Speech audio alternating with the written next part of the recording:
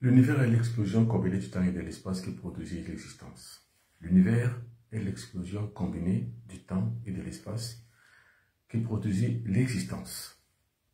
On se retrouve tous dans cette existence, donc, comme dans une espèce de carrefour. Nous sommes tous dans un carrefour d'incertitude, un carrefour de mystère. Un carrefour où tôt ou tard, nous allons tous nous retrouver pour en apprendre les mécanismes de l'univers, parce que celui qui traverse les mystères connaît forcément l'origine et la fin de la vie. Ainsi parle le Mbombok Pénopitan.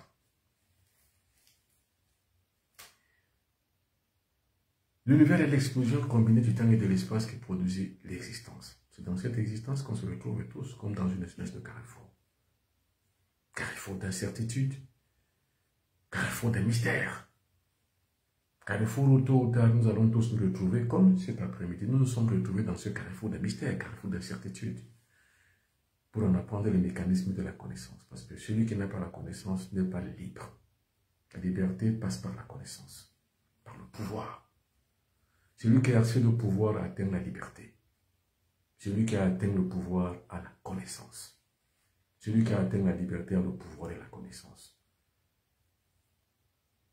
Et quand vous avez le pouvoir et la connaissance, vous avez traversé les mystères. Parce que pour traverser les mystères, il faut avoir la connaissance et le pouvoir. Quand vous avez le pouvoir et la connaissance, c'est que vous avez traversé des faits, des mystères. Vous connaissez donc l'origine et la fin de la vie. Parce que quand vous avez traversé les mystères, puisque la vie est un mystère, vous connaissez donc l'origine et la fin de la vie. Celui qui traverse les mystères connaît l'origine et la fin de la vie. Je vais répéter ça plusieurs fois. Celui qui a traversé les mystères, donc celui qui a la connaissance, connaît l'origine et la fin de la vie. Celui qui a traversé les mystères, attention, parce que quand vous traversez les mystères, ça veut dire que vous avez acquis la connaissance. Puisque la connaissance ne se transmet que par la mystère. Ce qu'on appelle le mystère, c'est quoi? Le mystère, c'est ce que l'œil humain ignore. C'est ça qu'on appelle le mystère. Si vous ignorez une chose, vous en êtes un ignorant, c'est tout. Quand vous connaissez une chose, ça veut dire que vous avez dépisté le mystère. Et quand vous déplacez le mystère, vous avez traversé la connaissance. Vous avez la connaissance. Et quand vous avez la connaissance, ça veut dire que vous connaissez l'origine de la vie qui est un mystère. La fin de la vie qui est un mystère. Parce que tout est mystère, en fait. Mesdames et messieurs, asseyez-vous confortablement, vous êtes sûrs. Le Mbombok Pénopitan direct cet après-midi. Alors asseyez-vous confortablement, vous êtes ici au réveil identitaire par le Mbombok Pénopitan. Asseyez-vous confortablement parce que vous aurez la clé et la connaissance qui va avec. Alors, j'imagine que toutes et tous, vous toutes et vous tous qui êtes là sur TikTok et sur Facebook, vous avez besoin de traverser les mystères. Donc, d'avoir la connaissance. Ceci est donc un rendez-vous de connaissance. Pour ceux qui doivent traverser les mystères, doivent avoir automatiquement cette connaissance. Vous savez, la dernière fois, j'ai commencé par parler des mystères de la vie réellement, c'est-à-dire les règnes de la nature. Il y en a 4. Pour connaître les règnes de la nature, il faut les lire, c'est-à-dire qu'il faut avoir, disons là, pas la connaissance en tant que telle, mais il faut avoir le savoir. C'est-à-dire qu'il faut le lire dans un livre, parce que le savoir, c'est dans un livre, mais la connaissance, c'est dans l'univers cosmique. C'est dans le temps et l'espace. Alors, donc, ceux qui ont lu donc, les 4 règnes de la nature le savent. Le premier règne de la nature, c'est le règne minéral. Le deuxième règne de la nature, c'est le règne végétal. Le troisième règne de la nature, c'est le règne animal. Et le quatrième règne, c'est le règne humain. Mais maintenant, où est-ce qu'on met ceux qui sont morts? De quel règne appartiennent-ils? De quel règne appartiennent les génies? De quel règne appartiennent les ancêtres? C'est là où ça commence à être très important et c'est intéressant. C'est-à-dire que vous toutes et vous tous qui vivez aujourd'hui, vous êtes peut-être des potentiels génies de demain, des potentiels ancêtres. Et encore faut-il que pour être un ancêtre, avoir la connaissance. Comment on fait pour devenir un ancêtre? C'est pour ça que je parle de connaissance. Si vous n'avez pas la connaissance, vous n'en savez rien. Donc le 5e règne est le règne qui est dédié aux ancêtres, donc aux génies. Ça veut dire que les ancêtres sont les génies.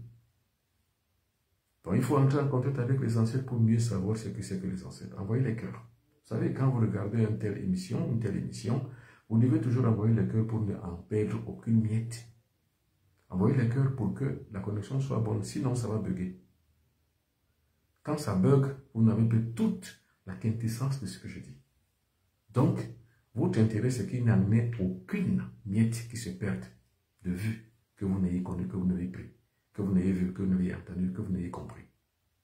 Donc, envoyez les cœurs. Sur Facebook, sur TikTok, envoyez les cœurs. Alors, le 5e règne est votre règne. Attention, moi, le Mbombo Benabiton, comme je le dis la plupart du temps, je ne me sous-estime jamais. Je fais partie du 5e règne. Vous voyez, il n'y a que chez nous en Afrique où on va dire qu'un tel veut se surhumaniser. Non. Dans d'autres contrées, dans d'autres rayons, dans d'autres civilisations, les gens sont existants quand ils se surpassent, quand ils se surhumanisent.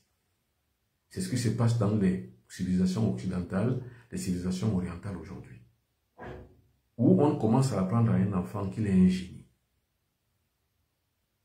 Et regardez dernièrement, il n'y a que 2 ou 3 jours, le jeune Lamine Yamal, c'est un génie. Pourtant, il y en a qui jouent mieux que ça, mais qui ne sont pas encore des génies, qui sont encore rendus dans le pouvoir. Vous voyez comment on lance le jeune qui a 16 ans, 17 ans. Eh bien, c'est parce que dans d'autres civilisations, on surhumanise les gens. Jusqu'au moment où leur humanité les rattrape. Donc, moi, le Bobo Benabiton, je me surhumanise. Je suis dans le 5e règne. C'est-à-dire que je suis un génie. Parce que quand je parle dans mon domaine, j'excelle comme un génie. Et quand j'excelle comme un génie, c'est pour ça la raison pour laquelle vous êtes là. Si je n'étais pas un génie, vous ne seriez pas là. Parce que l'être humain est en quête de ce qui lui ressemble. L'être humain est en quête de son miroir. C'est parce que vous êtes en quête de votre miroir que vous êtes là chaque fois que je fais un direct. Vous êtes en quête de miroir, c'est-à-dire que quelqu'un à travers lequel vous vous lisez vous-même. Et si donc justement je ne suis pas du 5e règne, vous n'allez pas justement m'écouter, ou alors vous n'allez pas justement me miroiter. Ah non, jamais. Vous n'allez pas vous dire à travers moi. Vous n'allez pas m'estimer, vous n'allez pas trouver mon éloquence assez importante pour votre forme personnelle. Donc, le but de l'existence d'un être humain, ce n'est pas de manger, boire, faire l'amour et dormir, procréer, non. Le but de l'existence, ce n'est pas ça. Ça, ce sont les détails de l'existence. Faire l'amour, manger, boire, dormir, et puis procréer. Non, ce ne sont que les détails d'une vie. C'est les marques d'une vie, c'est la traçabilité de l'existence d'un être humain. Mais le but de l'existence d'un être humain, c'est d'être ce qu'il n'est pas avant. Être autre chose que soi. Cette autre chose que soi, c'est ça qu'on appelle le génie.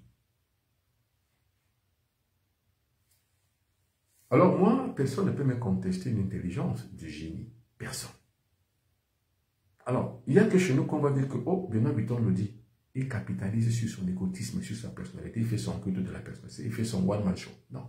Mais dans d'autres contrées, dire cela fait de vous un héros. Ça fait de vous un héros.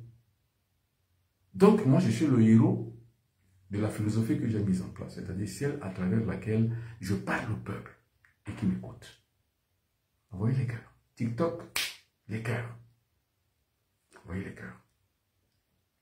Alors, un petit détail avant de continuer. Vous regardez en haut de votre petit écran de téléphone. Vous regardez en haut. Ce sont mes numéros de téléphone. Parce qu'il y a beaucoup d'usurpateurs qui utilisent des faux comptes pour pouvoir justement arnaquer les gens. Alors, moi, je vais donc dire aux uns et aux autres que regardez ces numéros de téléphone. Si vous voulez me contacter, contactez-moi à travers ces numéros de téléphone. Déjà, je sais, TikTok me signale que j'ai enfreint les règles de bonne foi. Mais TikTok, je suis obligé. Parce que je suis l'une de ces personnes dont on usurpe le plus sur les réseaux sociaux. Je suis obligé de faire ça. Si je ne fais pas ça, il y aura plus de victimes, il y aura plus d'usurpateurs et plus d'arnaqueurs. Automatiquement, TikTok. Il faut comprendre ça, je suis obligé de le dire. Je suis obligé de montrer que voilà la bonne personne, voilà les fausses personnes, voilà les faux numéros, voilà les bons numéros. Ce que vous voyez en haut de votre petit écran sur TikTok et sur Facebook, ce sont les bons numéros de téléphone du Mbombo Benabiton. N'en déplaise à TikTok qui va peut-être suspendre le live. Mais je suis obligé de le faire. Je le ferai tout le temps. Alors, pour devenir donc un génie, qu'est-ce qu'il faut faire? Il faut d'abord savoir créer un génie. Parce que quand vous ne savez pas créer un génie, vous ne pouvez pas devenir vous-même un génie. Pour créer donc le génie, justement, j'ai créé un génie qu'on appelle Onis. Onis, c'est qui? Onis, c'est l'esprit, l'entité de force de pouvoir qui détruit. L'entité de force de pouvoir qui détruit. Mais qui détruit-il, Onis? Il détruit justement les maléfices. Ceux qui sont derrière ces maléfices, c'est-à-dire que les sorciers, et détruit également toutes les ondes négatives, quelles soient des ondes des succubes ou des incubes, ou alors des ondes qui donnent vie à des causes qui pervertissent l'être humain. C'est eux que le génie tue. Maintenant, comment devenir moi-même un génie? Ce n'est pas le transcendantalisme, attention. Ce qu'on appelle le transcendantalisme, c'est quoi? C'est une discipline spirituelle qui permet qu'un être humain devienne autre chose que soi. À travers un certain nombre d'accès mystiques et spirituels qui permettent qu'on puisse accéder sa conscience au plus haut des soi. Si on pourrait le dire, si on était à l'église, je pourrais plus dire qu'au plus haut des cieux. Non, mais comme on n'est pas à l'église ici, je ne dirais pas au plus haut des cieux, je dirais au plus haut de soi. C'est-à-dire quoi? Atteindre ce qu'on appelle la conscience supérieure, qui peut encore être appelée le génie. Quand on atteint la conscience supérieure, on atteint le génie. C'est de ça que je parle. Alors, si vous regardez donc, si vous regardez très très bien les 2 dernières parutions que j'ai faites, j'ai parlé justement comme un génie, avec ce que j'ai créé, la couronne magique. Cette couronne magique, justement, ce sont des emblèmes de destruction et des emblèmes de accompagnement et d'accompagnement de toutes les activités spirituelles que quelqu'un peut mener. C'est ça la couronne magique, c'est-à-dire 3 produits phares qui sont très initiatiques. Parce qu'en fait, le maître ne parle que d'initiation. La poudre d'Onis. Alors, moi je suis un combattant et un guerrier. Le guerrier n'échoue jamais. C'est-à-dire quand le guerrier rentre sur un chemin, c'est pour réussir. Quand le guerrier active, c'est un génie. Et quand il active une activité, en fait, c'est pour réussir. La poudre d'Onis, dont l'utilisation s'est faite uniquement pour le soutien à la propre action que nous menons sur Terre. C'est-à-dire que vous avez donc des activités que vous menez, vous devez réussir en utilisant donc la poudre d'Onis, la voici. Comment donc je constitue donc une poudre d'Onis? Justement, c'est par l'inspiration du génie que j'ai créé. Vous savez, pour créer donc justement des formats sur le plan mystique et spirituel, il faut avoir un génie. Sans génie, il n'y a pas de... Sans génie, il n'y a pas de créativité. Celui qui veut créer une chose doit avoir un génie. Celui qui veut avoir un génie doit se faire lui-même un génie. C'est-à-dire que pour avoir un génie, justement, il va falloir avoir ce qu'on appelle l'activité individuelle. Dans l'énergie triptyque de l'être humain, ce qu'on appelle l'énergie triptyque de l'être humain, c'est-à-dire que l'énergie en soi, ce qu'on appelle la masse critique, ce qu'on appelle la forme et la force intrinsèque, le pouvoir intrinsèque. C'est ce que je vous disais tout à l'heure quand je dis que ce qui permet à l'être humain de pouvoir avoir le génie, c'est le pouvoir et la force. Vous avez le pouvoir, vous avez la volonté de pouvoir avoir ce pouvoir-là, justement, vous êtes un génie. Alors, ce qui a détruit l'être humain dans sa conception mentale, ce sont les croyances. Parce que pour les croyances, vous ne savez rien, vous n'êtes rien. Les croyances font l'apologie du péché. Et quand vous savez que vous êtes un pécheur et que vous êtes condamné, définitivement, vous ne pouvez rien faire. Il faut donc sortir de cette logique individualiste qui met donc dans la tête des gens qui sont des moins que rien. C'est ça qu'on appelle le nihilisme. Le nihilisme est dans la traduction formelle de ce que les grands philosophes de l'Antiquité ou bien les grands philosophes de l'univers de tout le temps ont souvent la plupart du temps fait usage. C'est de dire à l'individu, tu n'es victime de rien. Et de dire à quelqu'un et de faire proférer l'usage selon lequel nous sommes tous libres et indépendants. Et pour atteindre donc cette liberté, cette indépendance, il faut avoir ce qu'on appelle la pensée en mouvement. La pensée en mouvement est celle dans laquelle nous nous créons nous-mêmes et nous avons la créativité qui nous permet, avec la visualisation créatrice, de voir le monde tel qu'il est, tel que nous voulons qu'il soit. C'est ça qu'on appelle le nihilisme. Alors, tous les philosophes du monde entier, j'en fais partie, pensent que la pensée bloquée est celle qui induit un être humain dans des croyances et dans des formes pensées qui l'interdisent de pouvoir évoluer. Donc, le religieux n'évolue pas.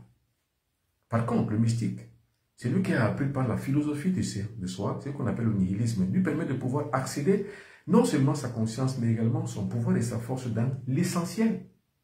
Cet essentiel que j'appelle la plupart du temps le triangle essentiel, ça permet à l'individu de pouvoir vivre la vie telle qu'elle est, avec son propre pouvoir, avec sa propre forme intérieure et avec sa propre valeur intrinsèque.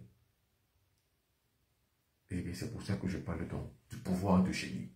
On ne peut donc parler avec autant de dextérité verbale, autant d'éloquence qu'ici on atteint le génie. Ici on est devenu soi-même un génie. Je crois que vous me comprenez. Alors, j'ai donc créé ces produits pour pouvoir avoir donc la destruction de toutes les formes maléfiques qui sont autour de nous, la destruction de toute agression extérieure d'origine pathologique ou alors sorcière pour pouvoir acquérir et entériner donc dans la conscience de soi qu'on atteint donc un niveau de liberté, c'est-à-dire la force et le pouvoir. Et souvenez-vous ce que je vous dis la plupart du temps. Si vous n'agissez pas par autorité, si vous ne dominez pas, l'ordre va s'imposer à vous. Et c'est vous qui devenez les victimes. Le nihilisme philosophique voudrait que nous soyons donc très forts. C'est pour ça que nous devons aller à l'essentiel, à acquérir la volonté, la force et le pouvoir, qui va nous permettre de pouvoir avoir ce qu'on appelle la puissance. Quand vous avez la puissance, vous avez tout. Donc ce sont des produits de puissance que j'ai mis en place pour permettre donc avec la peau de l'onis de pouvoir accéder donc au pouvoir d'action. En soufflant simplement à la direction de l'Est, vous avez la possibilité de pouvoir faire agir le vœu de votre cœur. Et là, vous avez le HE10. Le HE10, c'est un pouvoir qui permet à l'individu de pouvoir avoir accédé donc à son pouvoir exponentiel, c'est-à-dire qu'à éveiller en soi, on dit la force intrinsèque qui lui permet de pouvoir glaner les mondes. C'est pourquoi j'ai parlé tout à l'heure de transcendantalisme. Pour pouvoir donc accéder dans son esprit dans le transcendantalisme, en bas ça on appelle ça l'IEMB. L'IEMB, c'est-à-dire que le pouvoir de projection astrale pour pouvoir accéder au plus haut que soi. Cette poudre. Ce sont des poudres ancestrales que nos grands-parents utilisaient. Or, la chance que j'ai, c'est que mon père était herboriste. Donc, j'ai pu concocter toutes ces poudres.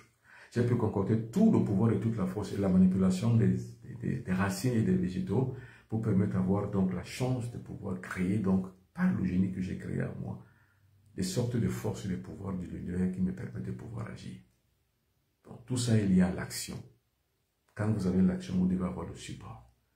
Parce que sans le support, vous ne pouvez pas agir. Donc, le HE10, c'est un composé de 10 produits végétaux qui permettent de pouvoir agir et de se projeter vers l'univers cosmique au plus haut et au-delà de soi. C'est-à-dire pour avoir la connaissance de l'univers, pour faire la projection astrale, voilà le produit. C'est le HE10.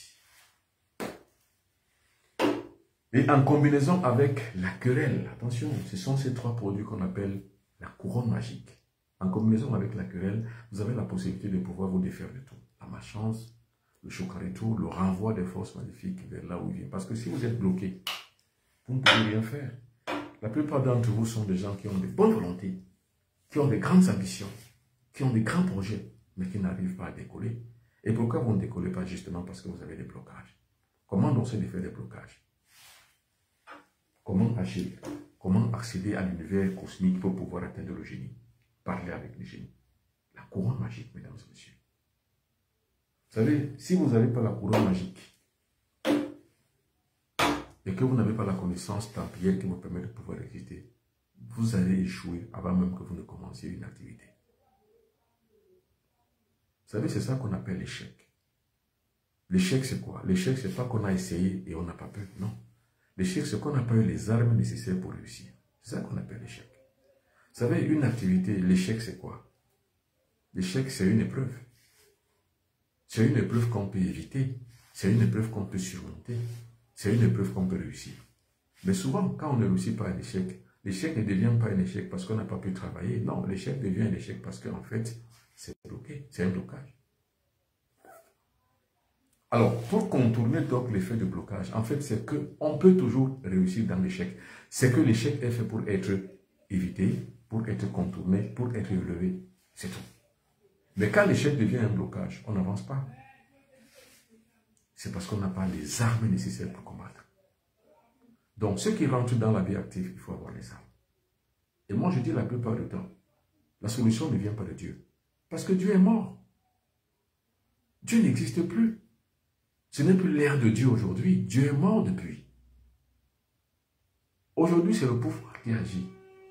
C'est-à-dire qu'aujourd'hui, les Africains se terguent encore, ils bombent encore autour en disant que Dieu va aider. Dieu va aider personne. Ce qui va aider l'individu au 3e millénaire, c'est son pouvoir, c'est tout. Vous avez le pouvoir, vous allez réussir. Mais regardez comment le monde fonctionne aujourd'hui. Vous n'avez pas de pouvoir, on vous détruit. Regardez comment l'Occident massacre le monde entier. Eh bien, l'Occident massacre le monde entier. Pourquoi? Pour pouvoir exister. Or, si vous êtes massacré, vous n'allez rien réussir à votre vie. Donc, le truc, c'est quoi? C'est d'avoir le pouvoir pour pouvoir résister. Contourner, avoir les épreuves nécessaires qui permettent qu'on puisse réussir. Et pour cela, donc, il faut avoir les armes de combat. C'est pour ça que justement, moi, en tant que guide spirituel, je ne dors pas. Je crée les événements avec le génie. C'est en créant donc les événements avec le génie que je peux produire dans la couronne magique. Le HE10. Ça, c'est pour pouvoir créer le transcendantalisme, c'est-à-dire que projection à ça qui permet qu'on puisse visualiser la vie telle qu'on veut qu'elle soit. Ça, c'est la querelle pour pouvoir se protéger. Parce que si vous n'êtes pas protégé, monsieur, les blocages vont vous emporter. Et ça, c'est la polydonie, l'action magique. Ce qu'on appelle la prière agissante. Vous savez, la prière, ce n'est pas verbal, ce n'est pas l'oraison. La prière, c'est une action qui réussit. C'est tout. La prière, c'est quoi? La prière, c'est l'instant momentané où l'individu se met en rapport de force avec le cosmos. Mais au moyen d'une volonté, sa propre volonté, donc son propre pouvoir, manifester, pour qu'il puisse accéder donc à la réalisation de son vœu. Sinon, vous ne réussissez pas. Et surtout, ne commettez pas l'erreur de croire que Dieu va aider. Dieu ne va aider personne. Comme Dieu n'a aidé rien, comme Dieu n'a aidé ni votre père, ni votre grand-père, ni votre arrière-grand-père, Dieu ne vous aidera pas. Le seul guide, le seul aidant, c'est-à-dire que la seule aide que vous pouvez recevoir, ce n'est que de vous. Alors, donc, les disciples de la lumière, c'est qui? C'est eux qui comprennent, justement, les Templiers, qui doivent, pour réussir, doivent se recentrer sur eux-mêmes. Alors, moi, je suis de l'activité de la religion de soi. La religion de soi, c'est quoi? C'est que tout est en soi. La consistance mystique, c'est en soi. Le pouvoir mystique de succès, c'est en soi. La résultante de l'activité qu'on doit mener pour pouvoir agir dans la modification de sa conscience relève de soi. La connaissance est dans la phénoménologie de son pouvoir personnel. L'activité réussie, ce qu'on appelle l'inspiration réussie ou alors l'activité réussie, relève de notre pouvoir intérieur, donc de notre vitalité. Sans cela, rien d'autre ne peut nous permettre de réussir. C'est la plupart du temps la question de tout individu qui vit sur Terre, c'est-à-dire comment faire pour réussir. Eh bien, la résurrection, c'est quoi? La résurrection, c'est quoi? C'est que nous cessons d'être ce que nous étions hier et commencer à être autre chose de ce que nous ne sommes pas aujourd'hui, mais que nous serons demain. C'est ça qu'on appelle la résurrection. Or, la fin de votre existence marque la fin de temps imparti qui vous a été donné, c'est-à-dire que vous mourrez, et quand vous mourrez, c'est fini. Maintenant, une autre vie peut donc s'accentuer en vous, peut donc suppléer la précédente quand vous avez préparé ça. C'est-à-dire que vous deviendrez, par exemple, une entité mystique et spirituelle, un génie, pour pouvoir inspirer d'autres individus sur Terre. La connaissance, c'est comme du pain. Quand on le mange, on le digère mal. Donc, partagez la connaissance. La religion de soi. Paul Yvon, c'est quoi la religion de soi? C'est que nous avons en nous le pouvoir, nous avons la force. Nous avons la capacité de pouvoir vivre autrement. Nous avons le pouvoir et la puissance que nous avons en nous pour pouvoir vivre de soi, pour faire de soi un Dieu. Moi, le Mbamba Benabiton, je suis un Dieu.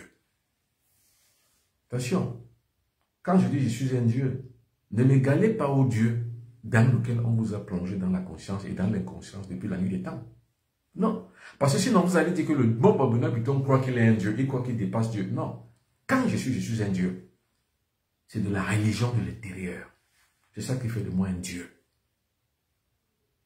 Parce que je suis mon propre créateur. C'est pour ça que la plupart du temps, pour ceux qui m'écoutent, dans ma maïotique en langue bassa, je dis, je suis un Kaitoro. Kaitoro en bassa, ça veut dire le roi des herbes. On ne m'a pas planté, j'ai poussé. C'est ça le Kaitoro chez nous. Le roi des herbes. On ne plante pas le roi des herbes. Le roi des herbes pousse tout seul. Qui a planté le roi des herbes? Personne. Ça pousse tout seul. Eh bien, le disciple de la lumière est comme un Kaitoro. C'est ça qu'on appelle la maïeutique. La maïeutique socratique. C'est ça. Vous avez le pouvoir et la puissance de vous-même. Dans votre propre religion intérieure et vous germez. Donc vous faites une éruption volcanique. Vous devenez, vous explosez comme un magma. Vous devenez donc l'univers créé. L'explosion combinée du temps et de l'espace. Vous avez un espace, c'est-à-dire que là où vous le faites, là où vous vivez, cet espace devient pour vous un temple. Maintenant, vous avez ce qu'on appelle le temps. C'est-à-dire que vous vivez au rythme du mouvement du soleil, du mouvement du ciel. La disponibilité du ciel, ce qu'on appelle le zodiaque, c'est ça. Le zodiaque est mystique en fait, c'est-à-dire que vous ne faites pas rien, vous faites rien comme rien. Et vous ne faites rien au hasard. Vous ne faites rien comme rien et vous ne faites rien au hasard. Tout ce que vous faites est fait selon le mouvement du ciel. Quand vous êtes né, il y avait une position du ciel. Et bien c'est ça le mouvement zodiacal. Donc c'est le temps. La religion de l'intérieur fait de vous une explosion combinée du temps et de l'espace qui va produire votre propre existence. Donc vous êtes vous-même un Dieu. Et c'est pour ça que moi je le dis la plupart du temps. Moi, je suis Dieu. Dans ma dimension. Je ne dis pas que dans la dimension d'un tel ou d'une telle. Je ne dis pas que je suis le Dieu de ceux qui pensent que Dieu est au ciel, qui va faire tout pour eux. Je ne suis pas ce Dieu-là. En fait, je ne me mesure pas à leur Dieu, en fait. Je suis l'expression de ma propre divinité moi-même. Donc, je suis Dieu selon moi. Selon ce que je suis. C'est ça la phénoménologie du nihilisme. Donc, exister en tant que puissance et en tant que force et en tant que divinité pour réussir sa vie. Partagez. Partagez. Et comme je vous dis la plupart du temps, si vous ne partagez pas justement, c'est que vous êtes égoïste. Attention. Il faut toujours partager afin que le plus de monde possible puisse atteindre la connaissance. À quoi bon donc avoir une connaissance si le plus de monde possible ne l'atteint pas? Eh bien, exactement, c'est ce que j'appelle la ligne de défense. La ligne de défense, c'est quoi? C'est que nous sommes donc tous dans le même bol. Nous sommes tous dans le même carrefour de mystère. Donc, si vous avez donc la connaissance d'un mystère, faites-la en partage. Donc, envoyez les cœurs afin de pouvoir garantir votre propre connexion et également aussi afin de pouvoir donner donc du grand amour à d'autres personnes. C'est-à-dire que d'autres personnes qui ont besoin de la connaissance. L'univers est l'explosion combinée du temps et de l'espace qui produit l'existence. C'est très fort comme thème, comme thématique. Et j'aime toujours commencer les émissions par là. L'univers est l'explosion combinée du temps et de l'espace qui produit l'existence. C'est dans cette existence qu'on se retrouve tous. Tous, comme vous et moi, on est là maintenant dans une existence. On se retrouve tous, c'est un carrefour de mystères. Et ce carrefour de mystères, pour nous, c'est quoi? C'est de traverser les mystères. Quand on traverse dans le mystère, on connaît dans tout. On a la connaissance. On est Dieu. Celui qui traverse la connaissance connaît l'origine et la fin de la vie, donc il est Dieu. Or, la première grande connaissance que nous avons, c'est la connaissance de nous. C'est l'observation de ce que nous sommes. C'est l'observation du mouvement de notre conscience, de notre âme, de notre vie, de notre esprit, de notre corps. Il faut savoir ce qui est bon pour vous dans l'alimentation, ce qui n'est pas bon pour vous dans l'alimentation. C'est la connaissance de soi. Il faut savoir de quoi vous êtes fait, sur quelle base vous avez été fait, et quelle est la prépondérance de votre existence, de votre activité sur Terre, de votre mission sur Terre. C'est cette prépondérance de votre mission sur Terre qui fait de vous et qui va définir pour vous le chemin spécifique qui vous permettra de pouvoir réussir votre vie. Il faut avoir cette connaissance de soi. C'est ça qu'on appelle la religion de soi. Connais-toi toi-même et tu connaîtras les dieux et l'univers tout entier. Et tu connaîtras que le Dieu en toi, c'est toi. Eh bien, c'est ainsi que parlait Imhotep à ses disciples dans les temples égyptiens. Connais-toi toi-même et tu connaîtras les dieux et l'univers. Et c'est comme ça que les Socrates, qui étaient disciples justement du 3 fois grand Imhotep, l'a ramené donc dans le monde occidental où justement on dira que lui, c'est le meilleur philosophe de tout le temps. Mais non, mais il a appris chez Imhotep. Connais-toi toi-même et tu connaîtras les dieux et l'univers. Donc, tu connaîtras que tu es cette explosion combinée du temps et de l'espace qui produit l'existence quand tu te connais toi-même. Tu connaîtras que l'univers créé en général est toi-même. Et qu'il n'y a aucune différence entre toi et Dieu. La seule différence est que dans ton ignorance, tu crois que tu es à part et Dieu est de l'autre côté. Non. Tu es Dieu, monsieur. tu es Dieu. Et bien c'est cette découverte de soi qui nous permet donc de pouvoir accéder donc à l'essence de notre vie. L'essence. L'essence de notre vie. C'est-à-dire que le substrat énergétique de quoi nous représentons à l'extérieur et la perception que les autres ont de nous à l'extérieur est exactement ce que nous sommes. Si nous sommes mauvais, les autres crieront donc qui a un mauvais. Si nous sommes bons, les autres percevront le bon en nous. Si nous sommes hideux, les autres percevront l'hidalité en nous. Si nous sommes hilars et hagards, les autres découvriront et percevront la même chose de nous. Donc, quand je parle donc du transcendantalisme, c'est-à-dire que de la projection de soi vers la conscience supérieure, c'est pour qu'une perception extérieure soit comme telle. Donc, comme les autres nous verront, ils nous verront comme un Dieu. Moi, le moment maintenant, quand je me présente à quelqu'un, quand je me présente à moi, quand je suis devant quelqu'un, je ne veux pas passer pour un Dieu, mais j'existe en tant que Dieu. Mais Dieu selon moi. Quand toi, Paul Yvonne, tu te retrouves quelque part devant quelqu'un, mais tu passes comme un Dieu. Maintenant, on nous a appris que nous sommes tous des pécheurs. Voilà ce qu'on appelle l'image de la pensée bloquée. Voilà quelqu'un qui te dit que tu es un pécheur. Et que tu hérites du sang du premier homme qui a péché, Adam et Ève. Mais comment tu peux y croire en fait? Comment quelqu'un peut me dire que je suis un pécheur alors que je n'ai rien fait? Et cette acception donc est la pensée bloquée. Quand cette pensée est bloquée, nous sommes détruits, nous sommes défaits. Et nous sommes donc échouants. C'est l'échec. Le premier blocage est à ce niveau. La pensée est un mouvement, un perpétuel mouvement. L'exécution du mouvement de la pensée est infinie. C'est la base de la maïeutique socratique. Le mouvement de l'exécution de la pensée, elle est un mouvement en perpétuelle condescendance et en perpétuelle verticalité. Et c'est pour ça que les grands philosophes comme Socrate n'ont pas écrit des livres. Et c'est pour ça que notre tradition n'est pas écrite. Car l'écriture circonscrit la pensée. Par contre, l'oralité suspend la pensée qui se bloque. Et puis, ouvre l'exécution du mouvement de la pensée vers l'infini. Et de plus en plus dans l'infini. De moins l'infini à plus l'infini. C'est-à-dire que dans un univers qui est infini en fait, l'infinitésimal grand.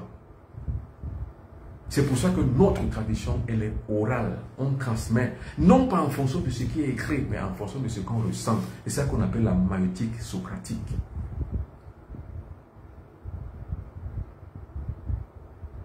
Envoyez les cœurs, afin que le plus de monde possible puisse pouvoir trouver donc l'exécution. Alors, donc l'univers créé a donc 5 éléments. Ces 5 éléments sont l'eau, le feu, l'air, la terre et l'éther. 5 éléments. Tout comme justement l'air des humains est au 4e degré de la vallée des règnes de la nature.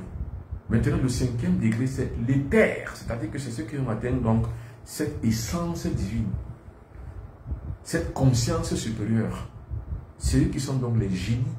Et c'est pour ça que je dis, moi j'atteins la conscience supérieure. Pourquoi je ne suis pas un génie? Et pourquoi je dois avoir du mal à le dire? Mais je le dis puisque c'est vrai. Et mais quand je le dis, ce n'est pas pour vous montrer que je suis meilleur que vous. Non. Quand je le dis, c'est pour vous motiver. Parce qu'en fait, je me considère comme le miroir des autres. Les autres, à un moment donné, étaient mon miroir. Maintenant, je suis devenu donc moi-même le miroir des autres. Donc, la motivation pour les autres. Et c'est pour ça que je vous dis que moi, je suis un Dieu. Pour que vous le soyez aussi, c'est une motivation, vous savez. Vous allez par exemple au Canada, que je connais très bien. Vous rentrez dans une salle de classe des enfants qui ont 3 ans, 4 ans, 5 ans, 6 ans. Bref, vous entrez à l'école primaire. Vous allez voir les dessins. Les dessins à même le toit. C'est-à-dire que sur, on va dire sur quoi? Sur le plafond. Les dessins qui emblaient les enfants, qui égayent les enfants, les dessins qui les font rêver. Ce sont des dessins qui sont la plupart du temps assez surréalistes. Ce surréalisme transcende l'esprit des enfants. C'est-à-dire que les enfants deviennent grands quand ils seront grands. Et c'est ça qui fait la grandeur de la nation. Or, quand on circonscrit la conscience des individus, des êtres humains sur le péché, on vous dit vous êtes des pécheurs. Mais vous n'êtes rien, vous n'êtes que des pécheurs finalement. Et on vous dit que le salaire du pécheur, c'est la mort. Mais justement, c'est pour ça que nous mourons tous les jours. Et c'est pour ça que l'espérance de vie sera petite. Et c'est pour ça que, en fait, la mortalité est en hausse par rapport à l'espérance de vie. Parce qu'on vous a habitué que vous êtes tous des pécheurs. Et justement, quand on vous dit que vous êtes des pécheurs, effectivement, vous péchez tous les jours. Donc, vous faites du mal tous les jours. Attention, vous n'êtes pas des dieux, vous êtes des démons. Puisque, en fait, le démon a une couleur noire avec une queue. Donc, vous les noirs, vous êtes des démons. Et c'est fait à dessein. Donc, c'est fait exprès pour que, justement, on circonscrive votre pensée, qu'elle reste bloquée pour que vous n'évoluez pas. Moi, j'évolue. Toi aussi, évolue. Moi, je ne suis pas un pécheur. Toi non plus, tu n'es pas un pécheur. Moi, je suis un Dieu. Toi aussi, deviens un Dieu. La motivation, c'est ça. Alors, c'est ça qu'on appelle, en fait, le réveil identitaire. Le réveil identitaire, c'est ça. C'est-à-dire que quand je dis la plupart du temps que je fais une émission et je dis « Bienvenue à la messe de réveil identitaire ». Mais c'est ça la messe de réveil identitaire.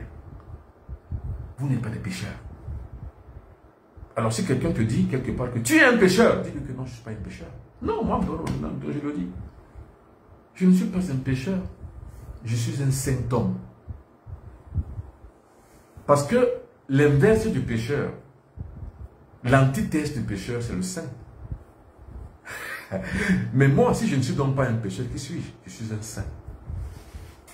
Le saint Bombo, je suis un saint. Alors, si on me dit donc qu'un autre, que je n'ai pas connu, d'ailleurs, je n'ai pas intérêt à le connaître, mais lui, il est un saint. Mais pourquoi moi-même, je ne peux pas me dire que je suis un saint? Pourquoi? Et attention, méfiez-vous.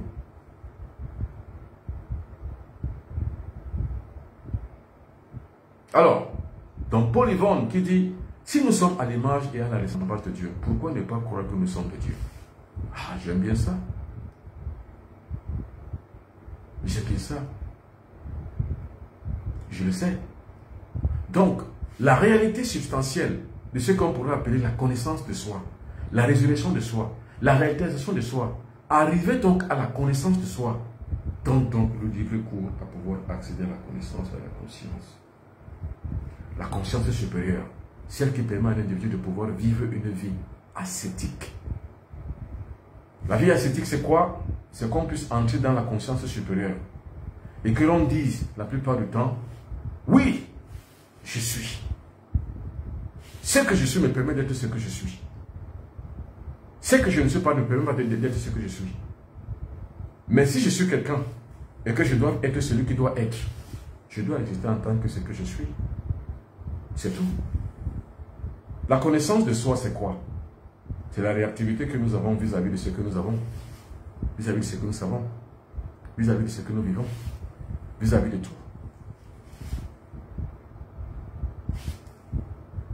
Et quand nous le savons donc, nous avons donc la connaissance et la substantiation de ce qu'on peut appeler la résultante de vie.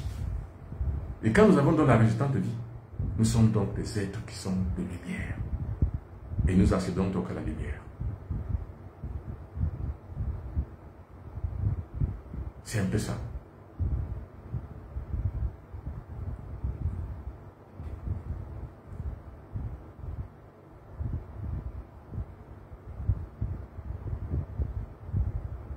Alors, Osaka Ipséite dit, paradoxal, le même blanc nous enseigne le christianisme, mais lui-même est athée. C'est paradoxal. Osaka Ipséite, c'est paradoxal, justement.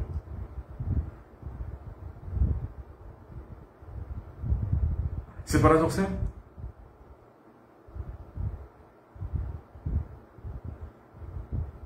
C'est-à-dire, le gars lui te dit, voilà, il faut croire en quelqu'un, mais lui-même ne croit pas. Eh bien, c'est paradoxal. Alors, Paul Tagalo, bonsoir. Quelqu'un d'autre, je réponds à la question. Maintenant, je réponds aux questions. Allez-y, posez des questions, je vais y répondre. Alors,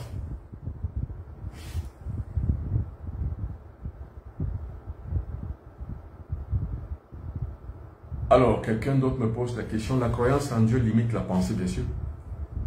La croyance en Dieu limite la pensée. La croyance en Dieu bloque la pensée, bien sûr. Ceux qui croient en Dieu sont bloqués dans leur pensée. Parce que la pensée, c'est quoi? La pensée, c'est la résultante justement d'un mouvement en action. Ce mouvement en action reste le mouvement qui permet que l'individu puisse agir, mais dans le substrat de sa conscience. La conscience, son exécution, la pensée est créatrice. La pensée est créatrice, très créatrice. Alors, merci de motiver Mbombok, c'est très important, le siècle présent comprend. Alors, oui, la motivation, c'est ça.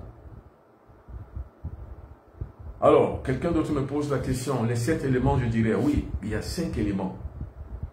Il y a 5 éléments. 5.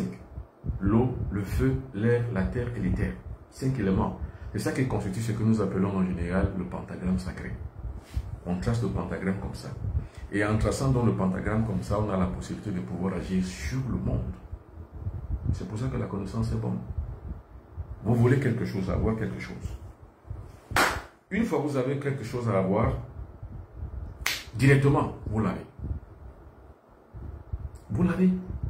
Parce que vous agissez dans le cadre des 5 éléments de la nature qui sont le pouvoir. En fait, c'est ce qu'on appelle le pouvoir magique.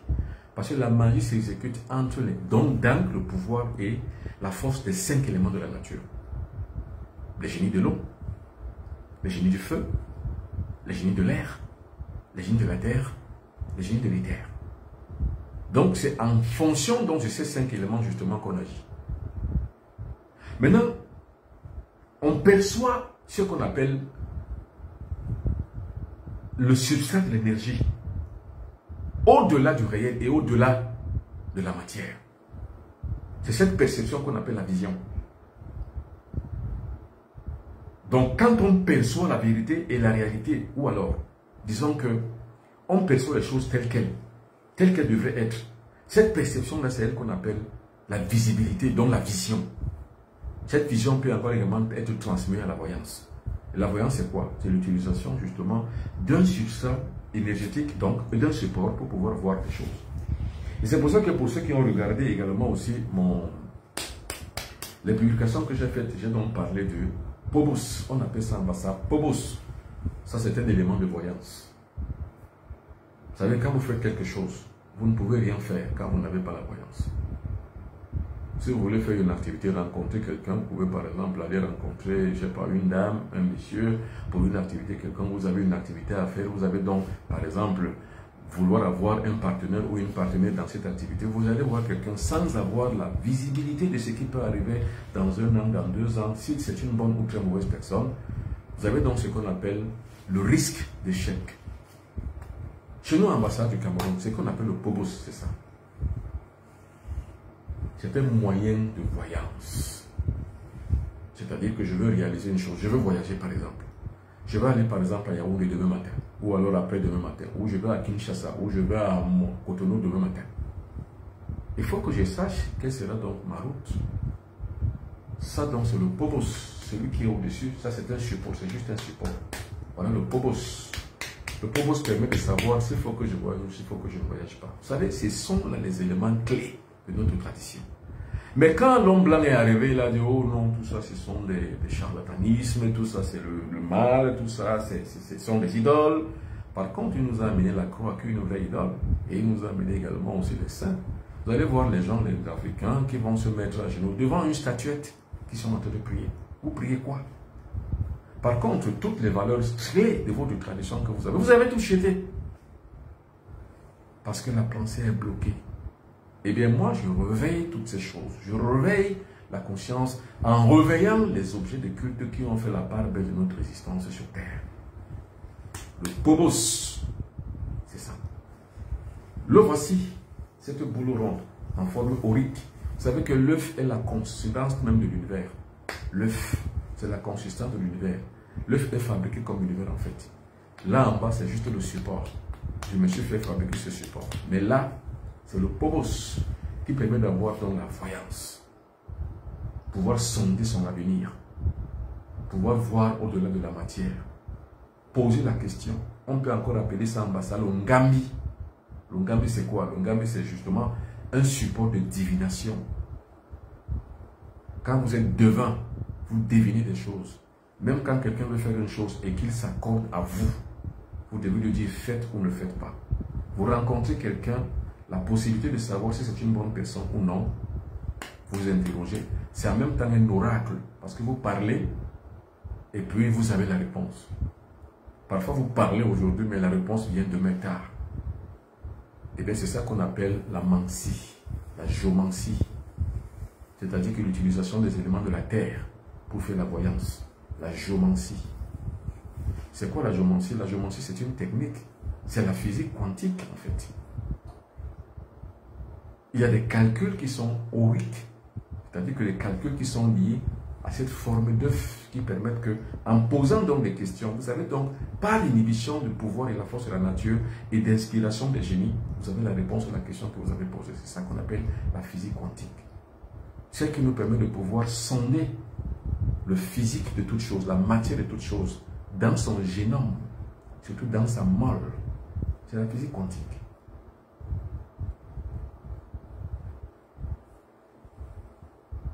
Alors, y a-t-il beaucoup de questions? L'intuition, c'est aussi de la voyance? Non. L'intuition, c'est, on va dire, c'est le 6e sens, en fait. Parce que nous avons 5 sens. Et la voyance procède des 5 sens. Parce que la voyance, c'est dans l'intelligence qu'on dit. Et qu'est-ce qu'on lit dans la voyance? Par exemple, quand j'interroge le phobos, qu'est-ce que je vois au-delà de la matière? Eh bien, je vois ce qu'on appelle les symboles. Alors, c'est maintenant par habitude que j'apprends à interpréter ces symboles qui vont donc me donner la réponse à ce que je demande. Maintenant, l'intuition, c'est quoi? C'est autre chose. L'intuition, c'est au-delà des 5 sens. L'intuition, c'est au-delà, c'est-à-dire qu'on entre maintenant dans son efficience psychique, dans ce qu'on appelle le pouvoir extrasensoriel. C'est ça l'intuition. C'est vers le 6e sens, en fait. C'est ça qu'on appelle l'intuition. C'est-à-dire qu'un ressenti intérieur par rapport à une chose. Vous regardez quelque chose, vous avez l'intuition de dire, par exemple, quand le physicien, j'ai oublié son nom, comment il s'appelle? Quand il a dit E est égal à MC carré, il n'a pas pensé. J'ai oublié son nom, vous allez me rappeler son nom pour ceux qui savent. E est égal à MC carré, E est égal à la masse multipliée par la célérité au carré. Einstein. Voilà. Quand Einstein trouve par exemple E est égal à MC carré, non, ça c'est l'intuition. C'est l'intuition. Il y a d'autres résultantes que nous pouvons trouver en nous-mêmes sur le plan mental sans les avoir préparées, sans les avoir pensées. C'est ça qu'on appelle l'intuition. C'est Einstein. Alors, ça veut dire quoi? Le génie de l'air est plus fort que les autres génies? Non. Chaque génie a ses capacités intrinsèques. Par exemple, le génie de l'eau. Moi, j'aime bien aller à Crédit pour travailler avec le génie de l'eau parce que le génie de l'eau, c'est pour la guérison, la délivrance et les voyages. Par exemple, les effets de l'air, c'est pour l'inspiration, c'est pour la spiritualité. Donc, quand vous voulez méditer, vous méditez avec le génie de l'air. Alors, qu'est-ce que l'éther? L'éther, c'est le 5e élément, en fait. C'est l'élément invisible. Parce que regardez les 4 autres éléments, vous pouvez les voir, vous pouvez les percevoir ou alors les faire manifester. L'air se manifeste à travers le feuillage que vous voyez bouger. Ça, c'est l'air. La terre, vous marchez sur la terre tous les jours, vous cultivez les plantes tous les jours. L'eau, vous la voyez, vous la buvez, vous vous lavez. Le feu, vous allumez tous les jours le feu. Mais l'éther, c'est d'inspiration un peu invisible. C'est d'inspiration, on va dire, inspiration immatérialisée. C'est ça qu'on appelle l'éther. Donc, en fait, l'éther donne vie aux 4 autres éléments précédents. C'est comme l'aura. Vous avez 3 corps. Vous avez le corps physique, le corps émotionnel, le corps mental. Maintenant, le 4e corps qu'on ne voit pas, c'est l'aura. Et l'aura donne vie aux 3 autres corps précédents. C'est pareil avec l'éther. Le phobos, là, peut être utilisé même sans être initié. En fait, c'est quoi? C'est que on n'a pas besoin d'aller à la Sorbonne pour savoir utiliser le phobos. Il faut simplement avoir le mode d'utilisation. C'est tout. C'est pour ça que je dis que la tradition micro-africaine, elle est orale. On vous transmet. On vous donne l'inspiration et elle s'allume comme sur un cierge. Et vous commencez à utiliser. Maintenant, l'initiation, c'est quoi? L'initiation n'est pas du tout un monde à part. L'initiation, c'est quoi? L'initiation, c'est quoi? C'est un discours. C'est qu'on commence à faire une chose. Quand vous commencez à faire une chose, quel que soit le moyen, quelle que soit la forme, quelle que soit la possibilité, vous avez commencé. C'est ça qu'on appelle l'initiation. Bon, je ne suis pas fan de la croyance car ça affaiblit notre capacité d'analyse. Non, l'analyse est une chose. L'analyse est intellectuelle. Comprenez bien, faites la différence. C'est pour ça que je dis faites attention pour les choses que vous dites. L'analyse est intellectuelle, mais nous ne sommes pas dans le monde de l'intellectuel, nous sommes dans le monde de l'intuition. L'intuition, ce n'est pas l'intellectuel. Vous voyez, l'intuition, c'est quoi? C'est que je regarde le pobos. Je n'ai pas besoin d'analyser quoi que ce soit. J'ai juste besoin de savoir si demain, de quoi demain sera fait. C'est tout. Je veux m'engager vers une voie. Est-ce qu'elle est bonne ou pas bonne?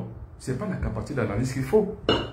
On sait bien là où même la plupart du temps la capacité d'analyse pour des choses. On peut faire des mauvais choix parce qu'on a fait une mauvaise analyse. Toutes les analyses ne sont pas bonnes. Donc l'analyse n'est pas une science exacte.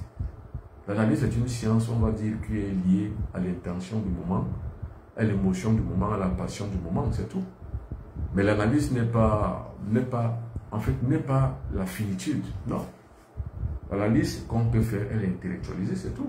On peut se tromper sur une apparence, parce qu'on a mal analysé. Par exemple, on juge sur l'apparence, c'est une analyse. Elle est intellectualisée, c'est tout. Bon, je ne suis pas fan de la voyance, car ça affaiblit notre capacité d'analyse, j'ai bien répondu. Donc, le terre est tout ce qui se rapporte à l'esprit. On peut le dire. Est tout ce qui se rapporte à la vie, mais de manière invisible, parce que nous avons la matière. Et nous avons l'immatériel. C'est-à-dire que nous avons ce qu'on appelle l'immatériel et la matérielle. La matérialité et l'immatérialité. Donc l'immatérialité est tout ce qui est invisible. Ça rentre dans la ligne de compte des capacités de l'éther à agir sur le plan de tout ce qui est matière. Parce que l'éther agit sur la matière. Et non inversement. Donc par exemple, quand on fait des pratiques magiques, c'est ce qu'on appelle la magie. Moi, ce que j'appelle la magie, c'est l'utilisation des forces de la nature. Qu'est-ce qu'on utilise? On utilise l'éther. Et l'éther agit donc justement sur la matière, donc sur les 4 autres éléments. Et l'éther les impose justement à ces 4 éléments de pouvoir agir selon la volonté de l'utilisateur. Comment faire pour l'initiation complète à la magie? Non, c'est toute une vie d'initiation. L'initiation à la magie, c'est toute une vie. C'est-à-dire que ça concerne non seulement, on va dire, la théorie, mais la pratique. Tout ce qui prend plus de temps, c'est la pratique. La théorie, c'est que vous comprenez. Maintenant, il faut agir. Or, quand on parle de pratique, on parle d'expérimentation. Vous allez expérimenter beaucoup de choses. En expérimentant donc beaucoup de choses, vous pouvez donc trouver donc la réalité de ce qu'il faut. Bon, j'aime vous écouter, vous êtes un percutant. Merci, merci FMA. Alors, l'analyse, c'est la philo. Non, l'analyse n'est pas la philo. L'analyse, c'est l'intellectualité, en fait. La philo, c'est quoi? La philo, c'est la recherche d'autre chose qui n'a rien à voir avec l'intellectuel. L'intellect que nous avons va se supputer sur des choses que le savoir maîtrise. Mais la philosophie est ce que l'esprit maîtrise. Voilà la différence. Parce que la recherche de la vérité est au-delà de la matière.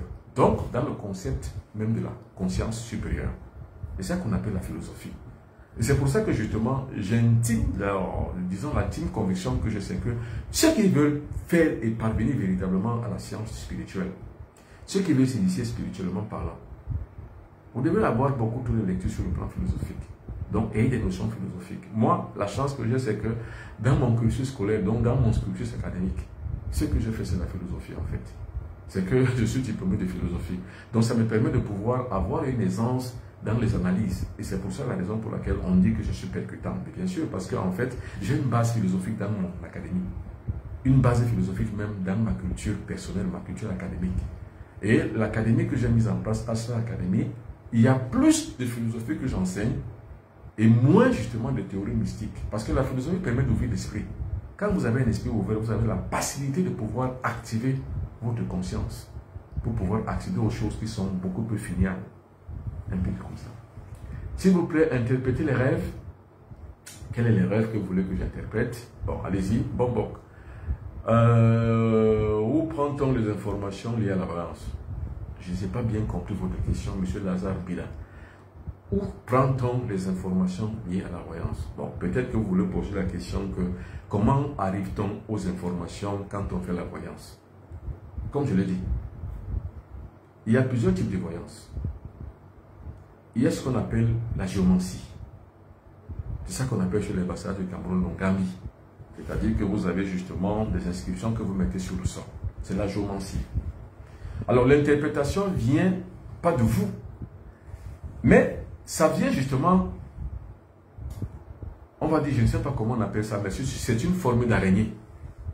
J'ai oublié le nom en français, c'est peut-être la migdale, non, je ne sais plus trop. Alors, ça vient de là. Quand vous l'avez, c'est lui qu'on appelle l'ongambé chez nous. Donc, quand vous l'avez, c'est lui qui vient donc déplacer les sortes de pions que vous avez posés sur terre. Et quand il les déplace, comment donc vous avez les informations? Ce n'est pas l'interprétation. Alors, il y a également ce qu'on appelle la cristallomancie, la voyance à travers la boule de cristal.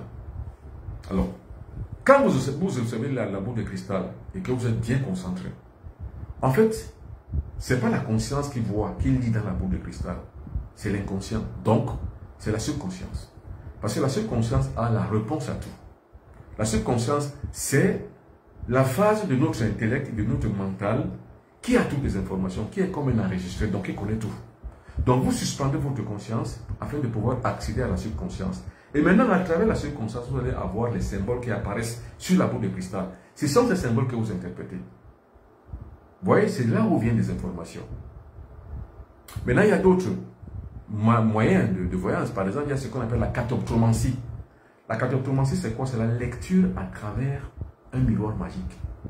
Or, le miroir magique, maintenant, là, c'est la voyance pure. Vous allez voir les choses telles quelles. Par exemple, vous voyez quelqu'un qui veut vous tuer, vous le voyez. Quelqu'un qui a tué votre mère, ou votre père, ou votre soeur, vous le voyez.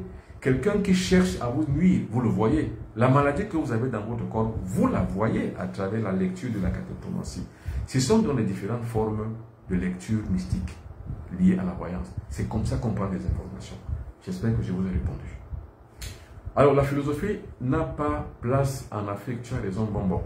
Il faut que justement les gens deviennent philosophes. Parce qu'en fait, la philosophie n'est pas basée sur des études longues, on va dire. La philosophie est basée sur des créneaux, ce qu'on appelle en philosophie les fonctifs. Quand vous avez les fonctifs philosophiques, vous créez vous-même la philosophie, c'est tout. Et pas besoin de faire la Sorbonne pour être philosophe. Simplement avoir les acquis de base, fondamentalement, sur la définition de la philosophie, qui est la recherche duelle de la vérité. Quand vous recherchez la vérité, maintenant, votre intellect est lié donc aux analyses que vous faites. Puis vous pugez dans une analyse pour pouvoir l'assimiler à votre esprit, qui est devenu critique. Ce sont ces esprits, c'est l'esprit critique que vous avez en vous qui est basé sur la recherche de la vérité qui vous permet de pouvoir aboutir à la vérité. C'est ça qu'on appelle la philosophie. Comment fait-on pour l'initiation complète à la magie? Je dis bien, il faut être initié, c'est-à-dire qu'il faut suivre les guides spirituels et les maîtres spirituels. Si c'est moi, suivez-moi. Si c'est quelqu'un d'autre, suivez-le. On ne peut pas devenir un magicien sans avoir vécu expérimentalement auprès d'un guide. C'est impossible. Alors, quelqu'un d'autre pose une question. Voilà, quelqu'un d'autre. Ça veut dire que le génie, non. J'ai déjà répondu. Je lis d'autres messages qui sont là. Merci Bombok, Medim Bida. Alors, quelqu'un ici sur Facebook pose la question, que signifie le rêve dans lequel vous êtes pourchassé et subitement vous vous mettez à voler comme un oiseau? Ça veut dire que vous vous êtes envolé et justement vous êtes hors de portée, hors d'atteinte. Si jamais on voulait vous attaquer. C'est le même rêve qui est lié souvent au serpent. Quand le serpent vous mord, c'est quand vous a attrapé, c'est quand vous a atteint mystiquement. Mais quand vous tuez le serpent, ça veut dire que vous avez tué votre ennemi. C'est ce que ça veut dire. Maître, il faut atteindre quel niveau de magie pour être comme vous? Et comment on fait pour être comme vous? Alors, pour être comme moi, comme je le dis, il faut être très, mais alors très conservateur. C'est-à-dire qu'il faut se conserver soi-même d'abord. Conservateur, c'est-à-dire que conserver d'abord sa santé, sa longévité, sa prospérité. Avoir maintenant ce qu'on appelle la concentration.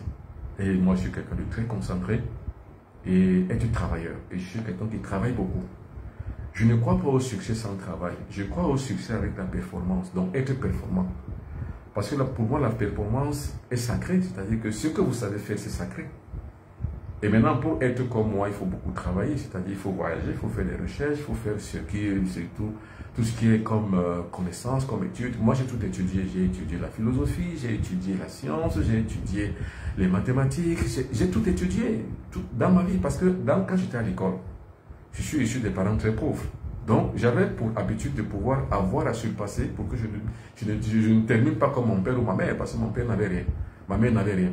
Donc, il fallait que je me surpasse. Il fallait que je m'affirme à l'école. Donc, j'avais donc une aisance intellectuelle à apprendre. Donc, j'ai appris des choses inimaginables. Tout appris. J'ai appris la médecine. J'ai tout appris, en fait. Donc, il faut avoir un esprit ouvert. Moi, je pense. C'est avoir cet esprit ouvert qui permet qu'on puisse donc accéder à la connaissance. Et il ne faut rien négliger. Et puis, il faut avoir l'amour des autres.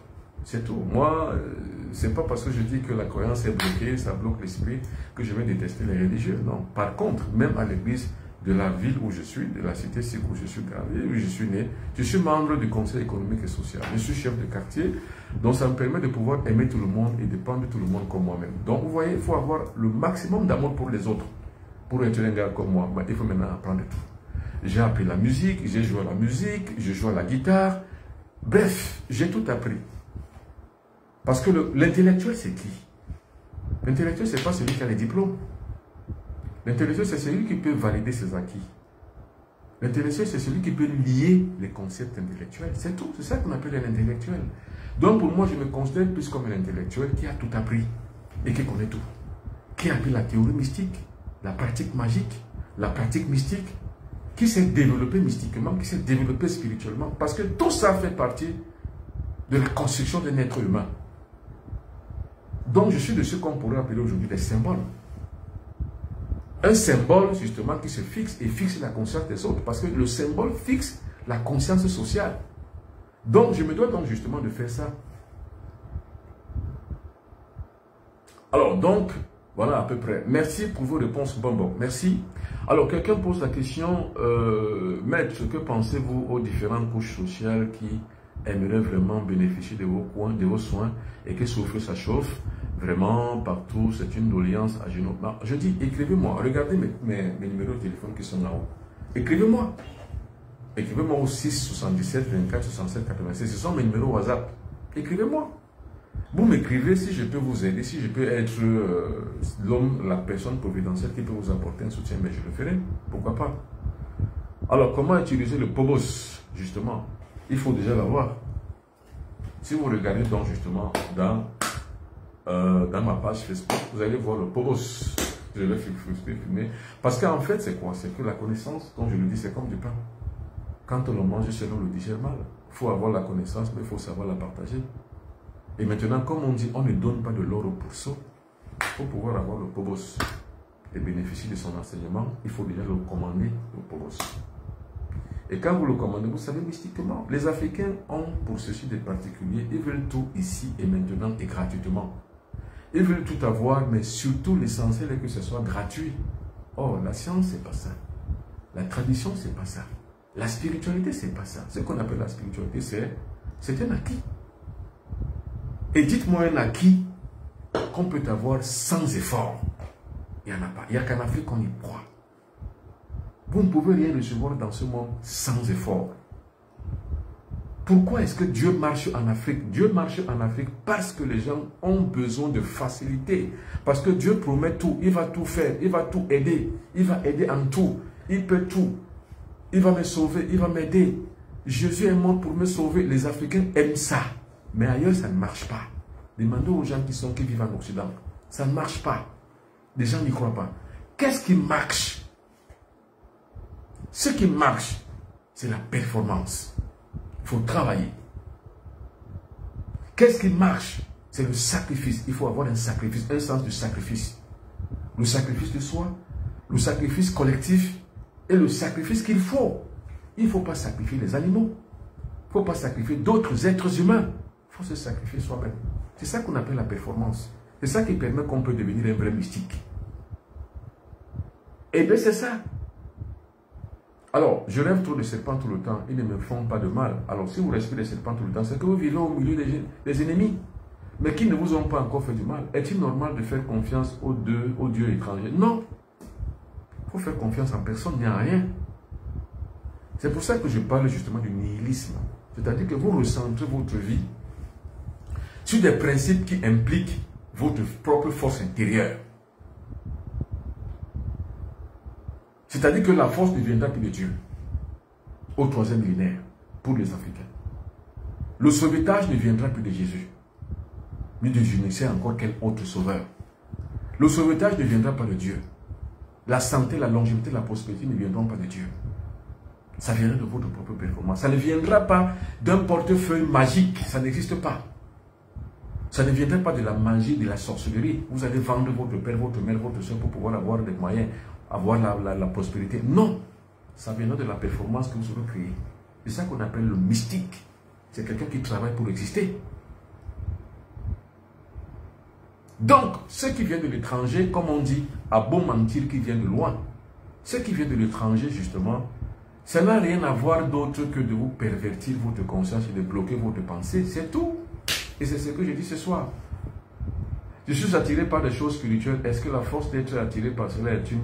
Je ne sais pas ce que tu veux dire après. Non. Être attiré par les choses spirituelles, c'est un élan, c'est un enthousiasme. Mais entre l'enthousiasme et la pratique, il y a un fossé. Vous pouvez être attiré, mais sans toutefois être fait pour ça, ou alors sans avoir la possibilité de la performance de le faire. Je fais constamment des rêves prémonitoires. Ça signifie quoi? Ça signifie que vous avez une sensibilité sur le plan du sixième sens, sur les pouvoirs extrasensoriels. Vous avez les pouvoirs extrasensoriels. C'est ça qu'on appelle les rêves prémonitoires. Vous rêvez d'une chose, elle arrive. C'est ça l'intuition. Donc vous avez une bonne intuition.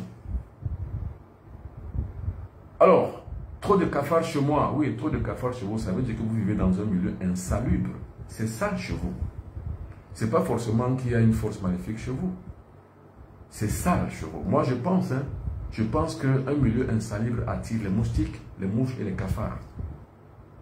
Maintenant, si votre milieu n'est pas insalubre et que vous voyez les cafards tout le temps, malgré toutes les désinsectisations que vous avez faites, ça veut dire qu'il y a autre chose en vous. Et là, il faut donc voir ce qu'on appelle les spécialistes d'exorcisme. Mais sinon, je pense que vous êtes dans un milieu insalubre et sale. Bon, qu'est-ce qui explique le fait qu'on oublie rapidement après avoir lu ou après? C'est que vous n'avez pas une bonne conscience, vous n'avez pas un bon... Comment on appelle ça en général? On appelle ça en général la conscience corticale. Votre conscience corticale est faible. Vous avez un quotient cortical faible. Ce n'est pas maléfique, ce n'est pas magique, ce n'est pas sorcier. C'est le quotient intellectuel que vous avez qui est faible. Maintenant, la question c'est comment développer son quotient intellectuel? Comment développer son quotient cortical? Ça, c'est la question. Pour développer son quotient cortical, il faut l'apprendre. Or, je ne peux pas l'expliquer si ça nous prendrait 1 heure ou 2 heures. Donc, écrivez-moi ici. Alors, pour toutes les personnes qui veulent donc ces produits, donc toutes les personnes qui veulent donc commander ces produits, la couronne magique, comme je l'ai expliqué, le transcendantalisme qui permet de pouvoir se projeter vers l'univers, ça c'est la poudre d'Onis qui permet de pouvoir agir sur une action. Moi, si je veux agir sur une action, si j'ai par exemple quelqu'un qui me cherche des noises, il faut que je stabilise là où il habite. Ou alors si je veux réussir à quelque chose, quelconque, qu'importe, il suffit que je sache ce que je veux et que je calcule si je le mérite ou non. Si je le mérite, je vais l'avoir.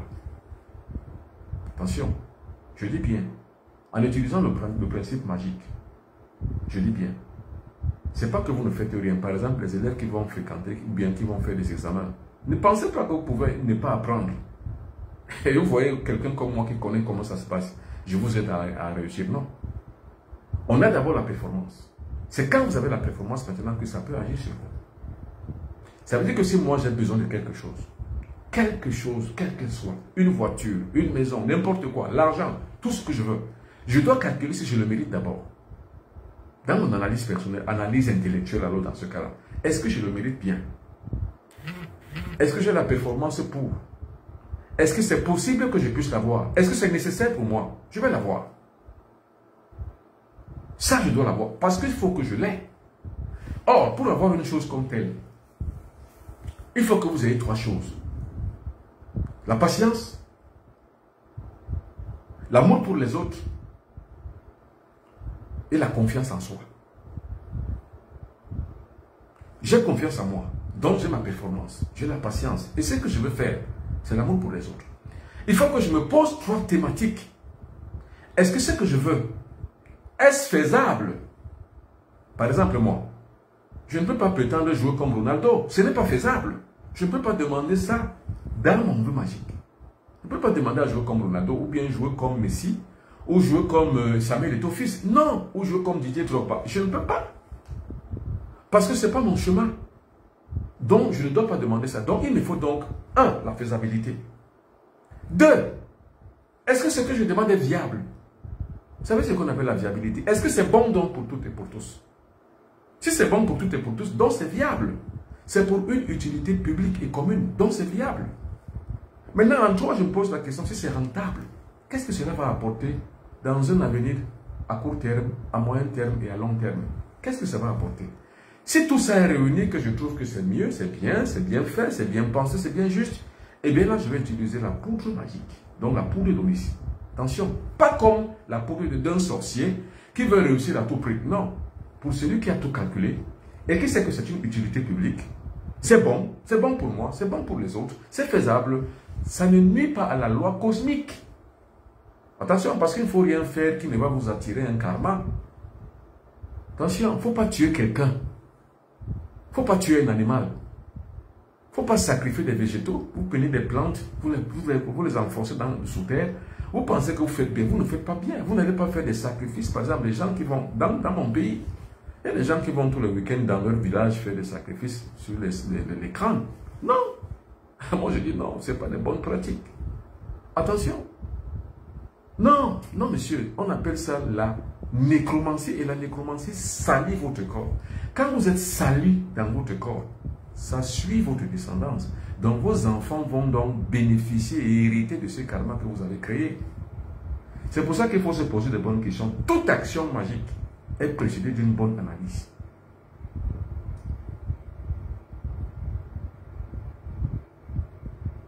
Est-ce que vous comprenez ça? Alors, Wapiro Fiano Jean me pose la question, me dit, c'est vrai, depuis ton enfance, tu avais déjà le don de l'enseignement.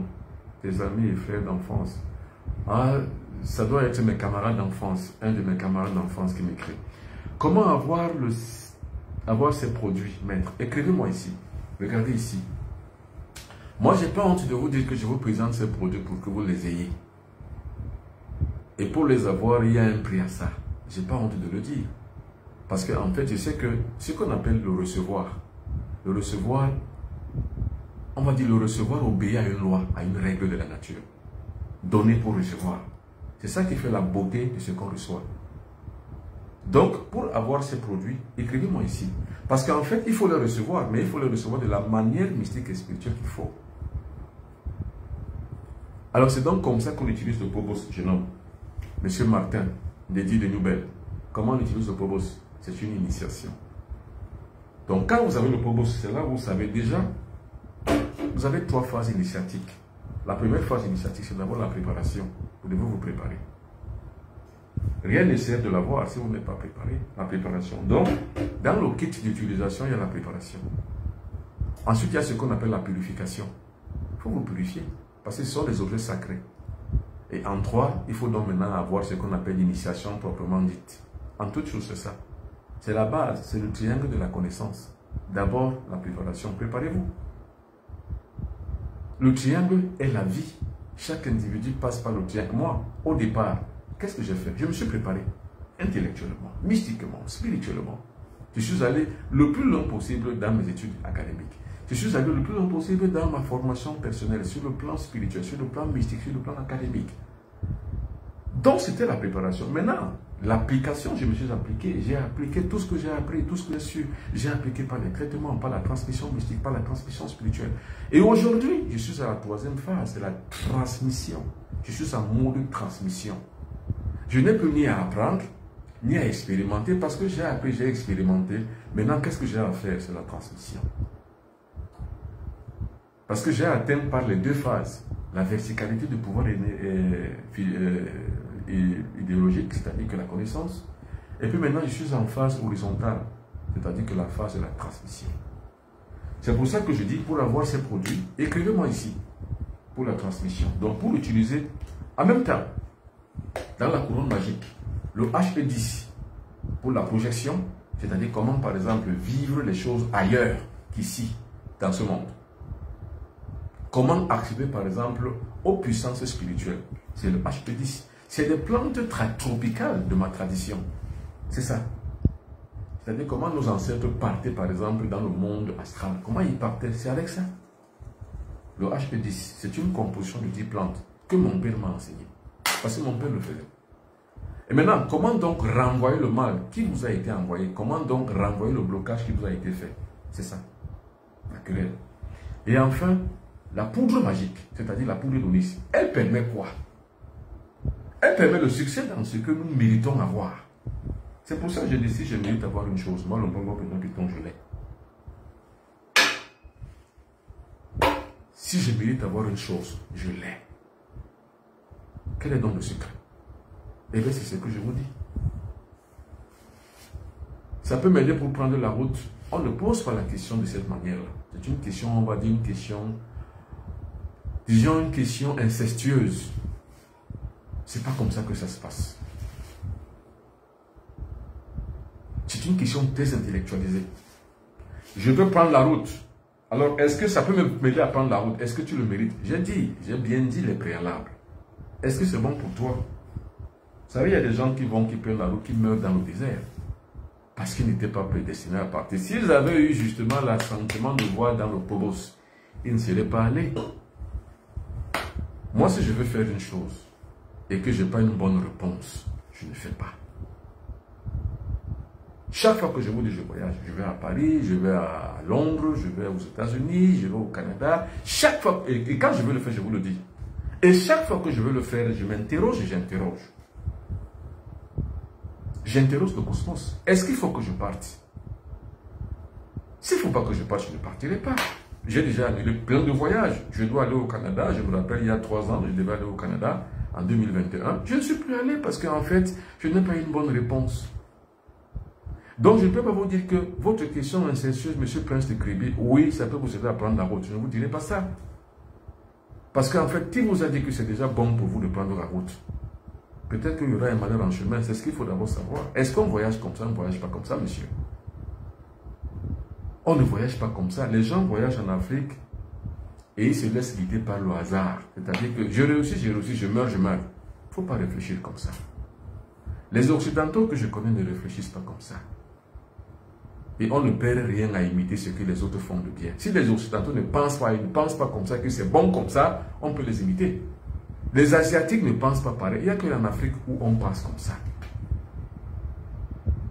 Je meurs, je vis, je vis. Non, qui ne risque rien n'a rien. Il ne faut pas réfléchir comme ça. Ne réfléchissez jamais comme ça que qui ne risque rien n'a rien. Non. Il ne faut rien risquer pour perdre sa vie. Il faut toujours risquer une chose pour gagner sa vie.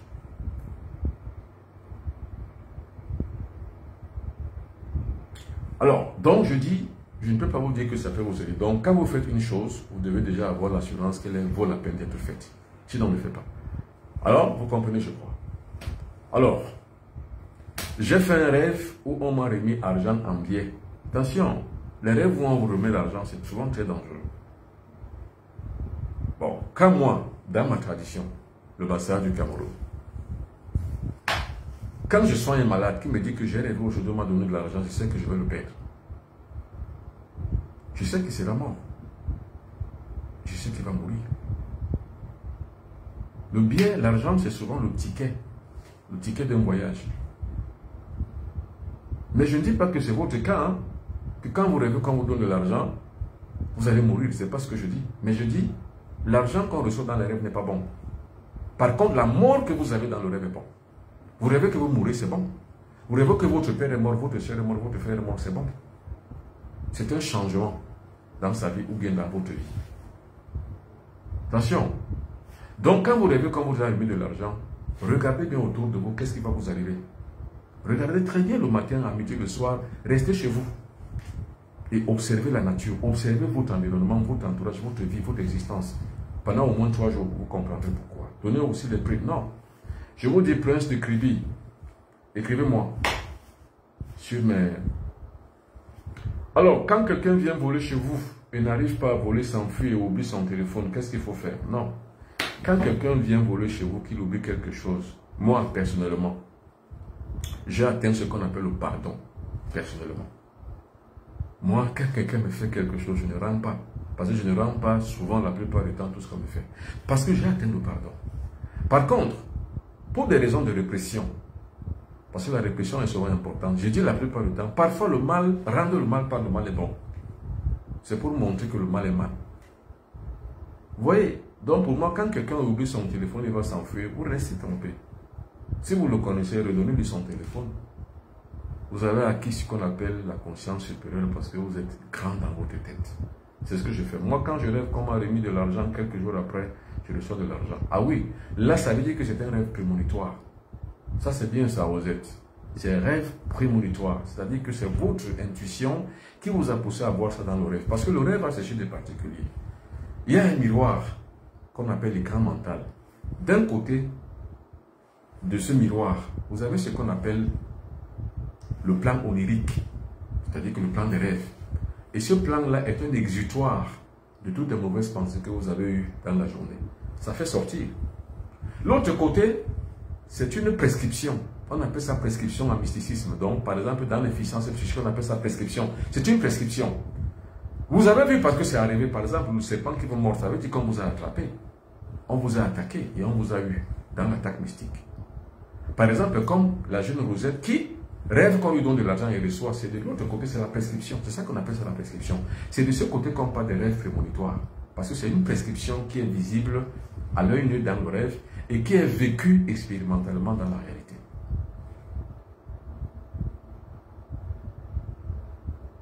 Alors, j'avais vérifié mon voyage ici, fouillé partout et arrivé au Yuza, ils m'ont refoulé. Ça veut dire que votre voyage n'était pas possible. Peut-être vous avez vérifié que vous pouvez voyager et là, oui, bien sûr, oui, vous avez voyagé, mais ça n'a pas réussi, vous avez été refoulé. Ça veut dire que non, seulement le voyage n'a pas été vrai et bon, peut-être que la voyage n'était pas bien faite, mais aussi on devait voir qu'arriver à un certain niveau, on va vous refouler. Et là maintenant, comment contourner, peut-être attendre le bon moment, peut-être travailler ça, comme ça que ça se passe dans le voyage. Le voyage est une phénoménologie. Comprenez bien. Alors, j'ai beaucoup aimé votre enseignement sur l'école de David.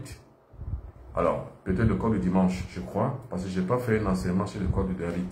Ah, sur l'étoile de David, ok. Ah bon, je ne dirais pas l'étoile de David, mais je dirais l'hexagramme solaire. Parce que l'étoile de David, ça fait un peu chrétien. Disons l'hexagramme solaire. Ah oui, merci monsieur Osaka Ipséité. Alors, quelqu'un d'autre me pose la question.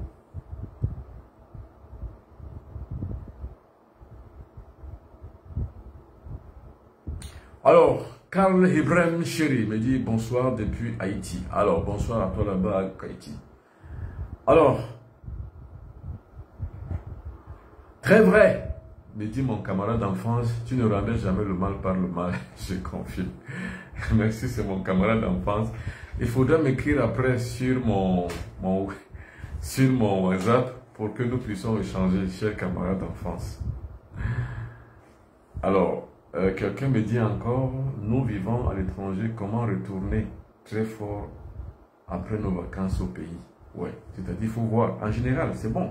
C'est très très bien posé comme question. Alors, si vous vivez à l'étranger, je ne sais pas si vous vivez en Occident, mais si c'est en Occident que vous êtes, ça veut dire que vous savez que les Juifs, c'est un peuple très conquérant et très fort et très puissant. Ils vont toujours chez eux, au mur des lamentations, pour parler à leurs ancêtres. Quand ils en reviennent, ils sont très forts et plus forts que jamais. Moi, j'ai vécu au 19e arrondissement de Paris. Et le 19e arrondissement, c'est-à-dire que c'est le fief des Juifs. J'ai aussi vécu à Sarcelles. Pour ceux qui connaissent bien la France ou bien Paris et la région parisienne, savent que le 19e arrondissement, à partir de Porte de la Villette, Aubervilliers 4 chemins, jusqu'à, bref, la ligne 7, c'est le 19e arrondissement. Ça va arriver jusqu'à, peut-être, je crois, salle des fêtes. Ceux qui vivent à Paris savent ça. C'est le domaine des Juifs. J'avais des camarades juifs, des collègues ou bien des voisins juifs qui tout le temps allaient au mur de lamentation. Quand ils avaient des problèmes en France, des problèmes d'intégration, des problèmes de ceci, des problèmes d'administration, des problèmes de quoi, des problèmes économiques, ils prennent l'avion, le charter ne coûte pas trop cher. Ils vont chez eux en Israël, ils font au mur de lamentation pour pouvoir cogner leur tête sur le mur de lamentation. Quand ils en reviennent, ils sont plus puissants que jamais. Moi, du moment où je vivais encore en France pleinement, de temps en temps, je rentrais, j'allais à Ngorletouba. Ngorletouba, c'est la grotte sacrée chez les Bassas du Cameroun. Je rentrais à Ngorletouba, aller parler au Mazer à mes ancêtres. J'allais un vendredi pour rentrer un dimanche et j'en profitais la plupart du temps de partir avec les disciples d'Asra Academy. Ceux qui sont là, ils peuvent le témoigner. J'allais toujours, je crois qu'avec M. Jean-Roland Yogol, qui participait toujours la plupart du temps. Et beaucoup d'autres encore, je ne sais pas moi, d'autres, les Benjamin Oundia, les Ngatcheux, monsieur et madame, avec enfants confondus, nous allions à Ngorletouba pour pouvoir voir mes ancêtres, leur parler. Donc moi je vous conseille, vous qui êtes à l'étranger, quand vous venez chez vous au pays, allez soit à la tombe de votre père, lui parler, votre mère lui parler, mais sans faire des pratiques, sans faire des sacrifices. Vous leur parlez simplement. Allez dans les lieux sacrés de votre pays, il y en a partout. À Kribi, il y en a. Moi, je vais toujours à Kribi dans un lieu sacré. Vous allez à Kribi, vous allez chez vous, dans votre village, chez la tombe de votre père, votre mère, vous parlez. Et quand vous rentrez de là, vous êtes révigoré, mystiquement et spirituellement, surtout aussi économiquement. Ça va aller. Si vous aviez des blocages, vous allez les débloquer. Il faut toujours le faire. Vous comprenez, quand vous êtes en vacances dans votre pays, rentrez dans vos lieux sacrés. Ne faites pas la fête. On ne vient pas au pays pour faire la fête. Les Juifs ne vont pas chez eux pour faire la fête. Les Juifs vont chez eux pour pouvoir aller demander le secours spirituel à leurs ancêtres. Et encore que les Africains n'ont rien à faire avec les ancêtres des Juifs. Ils ne sont pas vos ancêtres. N'appelez pas Moïse, n'appelez pas Jacob, n'appelez pas Abraham. Ce n'est pas votre ancêtre. Vous n'avez pas besoin parce qu'eux, ils appellent leurs ancêtres. Leurs ancêtres les écoutent. Et vous, ils ne vont pas vous écouter. Vous ne parlez pas l'hébreu. Même si vous le parlez, vous n'êtes pas de leur sang. Allez chez vous, parler à votre père s'il est mort, votre mère si elle est morte, à votre ami, à votre, je ne sais pas moi, à quelqu'un de votre famille. Vous lui parlez de vos problèmes. Allez, je ne sais pas moi, dans un lieu sacré, faites même 2 jours ou 3 jours. Chez nous, on appelle ça les holbés. Tu vas dans un holbé, dans un lieu sacré, tu parles à la nature, au génie de tes ancêtres. Ils vont te répondre, monsieur, madame. Vos enfants, amenez-les dans des lieux sacrés, ne les amenez pas seulement à l'église. Moi, mes enfants, je ne les amène pas à l'église. Je les amène dans des lieux sacrés. Je les impose les mains sur leur tête et je parle sur leur tête. Parce que ce que je dis aura une influence sur leur vie. Donc je dois donc parler à mes enfants et pour mes enfants, mais de bénédiction. Je bénis, j'ouvre les portes, rien ne t'arrivera, pas d'accident, pas de mort brute, pas de mort subite. Tu ne mourras pas avant tes 90 ans. Voilà des choses qu'on dit sur la tête de ces enfants. Sur soi-même on le dit. Tu ne seras jamais malade, tu ne seras jamais victime d'un accident de circulation, jamais victime d'une noyade, jamais victime. C'est comme ça que je passe sur la tête de mes enfants. Je les inculque comme ça. Quand je parle ainsi, j'ouvre la porte de leur âme. Ils s'appénètrent et les enfants n'oublient pas. Les enfants ne sauront que mon père me faisait ceci, mon père me faisait cela. Quand il sera grand, elle va faire, ou il va faire pareil quand il sera grand aussi, ou bien quand il sera grand à ses enfants. Comme ça que ça se passe. Je crois que vous comprenez. Alors, il y a d'autres numéros, d'autres... Bon, s'il vous plaît, les signes de géomancie sont-ils dangereux? Je n'ai pas compris la question. Les signes de la géomancie sont-ils dangereux? Moi, je pense que la géomancie n'est pas dangereuse. Je pense que les pratiques mystiques ne sont pas dangereuses. Je pense que ce qui est dangereux, c'est de faire ces pratiques sans en avoir la véritable expérience, donc sans en avoir appris. Ce qui est dangereux, c'est qu'on fait des choses sans les avoir appris. Il faut apprendre auprès de ceux qui le savent. Et si les parents sont vivants, allez voir les ancêtres qui sont morts. Allez dans votre village d'origine. Si les parents sont vivants. Maintenant, si les parents sont vivants, ils ont la possibilité de vous imposer leurs mains sur votre tête. Moi, à chaque fois que j'allais faire un examen, à 5 h du matin, mon père me réveille. On me déshabille nu comme un verre. Mon père et ma mère, ils m'imposent leurs mains sur la tête. Toi qui vas faire cet examen, tu dois le réussir. Il faut que tu réussisses. Et chaque fois, je réussissais à ces examens. C'est comme ça que ça se passe. Quand je voyageais en 1995, mon père était déjà décédé en 1994, ma mère m'a imposé les mains sur ma tête. Mon fils, le chemin que tu empruntes, que ce chemin-là soit libre, soit libéré, que ton chemin réussisse, que ton chemin soit de bon succès, que tu réussisses là où tu vas. Et quand j'en suis parti, j'ai réussi à faire ce que je devais faire. Quand j'ai terminé de réussir à ce que je devais faire, je suis rentré au pays. Et maintenant, je pars du pays pour reconquérir le monde entier partout où je vais. C'est le succès d'une vie. Le succès d'une vie est fait de bénédictions. Alors, parents, bénissez vos enfants, comme moi je le fais. Tout le temps, je le fais. Voilà, mes enfants, quand ils viennent en vacances, parce que maintenant, justement, c'est la vacance, c'est l'occasion de bénir les enfants pour la prochaine année scolaire. C'est l'occasion de les protéger. Et la protection n'est pas forcément qu'on a escarifié les têtes des enfants, faire des sacrifices. Non, la protection, c'est le Verbe, parce que le Verbe est créateur. Vous imposez la main sur la tête de vos enfants, vous parlez. je vous protège contre le mauvais œil. Voilà les vacances. C'est le moment où le mauvais œil pilule. Parce que les gens veulent voir les enfants d'autres enfants, ils veulent donc sacrifier les enfants des autres. Alors, c'est l'occasion de bénir vos enfants, de les protéger. Tu mets la main tes deux mains sur la tête de l'enfant. Alors, je te bénis, je te protège contre le mauvais œil. Voilà l'occasion où les enfants font beaucoup d'accidents. Je vous bénis, je protège contre les accidents de circulation, je protège contre les attaques mystiques, je vous protège. Et vous allumez la plupart du temps dans votre maison de l'encens traditionnel, allumez et vous parlez. Mes enfants sont mes enfants, je les protège contre ceci, contre cela. Vous allumez en pleine minuit, vous parlez, vous allumez. Et puis ça fume dans toute la chambre, dans toute la maison. Mais c'est comme ça qu'on se protège. Moi j'ai vu ça de mon père, c'est ce que mon père faisait. Mon père faisait ça et il nous réunissait tous au village pour nous soigner. Tous. Mon père le faisait. De ses propres mains. Et c'est ça qui a agi sur nous. Mais frère et moi, nous sommes encore tous en vie. Nous touchons du bois pour cela. Et puis nous avons la grâce que chacun a réussi à sa vie. Parce que ça, c'était les bénédictions parentales. Mon père, quand ma grande soeur se mariait, a imposé la main sur ma soeur. Il dit que moi, je n'ai pas fait beaucoup de garçons. Je n'ai pas fait beaucoup d'enfants. Mon père n'en a fait que 4. Mais toi, tu feras 9. Les 3 premiers enfants seront des garçons. C'est ce qui s'est passé. Après 3 garçons viendront des filles. C'est ce qui s'est passé. Et ma grande soeur a fait 9 enfants qui sont tous en vie. C'est du fait de bénédiction. Et c'est comme ça que ça se passe. Tous mes enfants sont dans un tableau d'honneur. Mais c'est normal parce qu'en fait, à chaque fois, je mets la tête sur mes enfants. Vous allez être de bons étudiants, vous allez bien étudier vos prières, ainsi de suite, ainsi de suite, ainsi de suite. C'est comme ça que ça se passe.